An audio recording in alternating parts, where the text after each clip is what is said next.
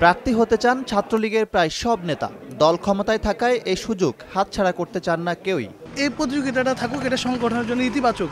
আর ছাত্রলীগ সুস্থ প্রতিযোগিতাকে সবসময় উৎসাহিত করে। যোগ্য নেতৃত্বই বাছাই হোক, এটাই আমি প্রত্যাশা করি। ভবিষ্যতে আমি কি কোন জায়গায় যেতে পারবো সেটা অবশ্যই আমাদের যারা সিনিয়ররা আছেন তারা সেটা যাচাই বাছাই করবে। ছাত্রলীগের যে প্যানেল তারা ঘোষণা করবেন, সেখানে আমি আশাবাদী।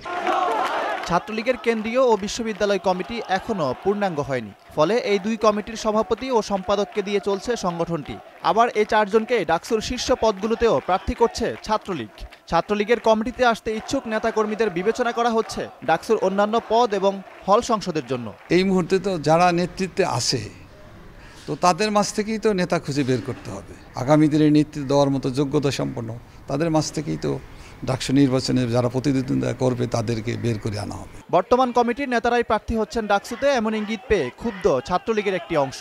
উপেক্ষা করা হলে আলাদা প্যানেল দেওয়ার কথাও ভাবছেন তারা। সম্মেলনে আমরা মূল্যায়িত হইনি এবং আমরা চাই এই ডাকসুতে আমরা আজ যাতে মূল্যায়িত হই। চেষ্টা করবো দেশত শেখ হাসিনার দৃষ্টি আকর্ষণ করতে, ছাত্র পরিষদের সমন্বয়ে একটা প্যানেল করতে আমরা চেষ্টা করব। ঢাকা বিশ্ববিদ্যালয়ের একজন স্টুডেন্ট, সেই স্টুডেন্ট হিসেবে আমার নির্বাচন করার অধিকার রয়েছে। তবে ছাত্রলীগের দায়িত্বপ্রাপ্ত আওয়ামী লীগ নেতা বাহাউদ্দিন নাসিমের আশা, শেষ পর্যন্ত থাকবে না কোনো বিভেদ। যদি কেউ আবেগ থেকে যদি কোনো সিদ্ধান্ত নিতে যায়, তাকে তো আমরা সেক্ষেত্রে তাকে শুধরানোর জন্য তাকে বোঝানোর চেষ্টা তো ছাত্রলীগের পক্ষ থেকেও থাকবে এবং আমাদের পক্ষ থেকেও আমরা আন্তরিকভাবে সেক্ষেত্রে আমরা কাজ করব।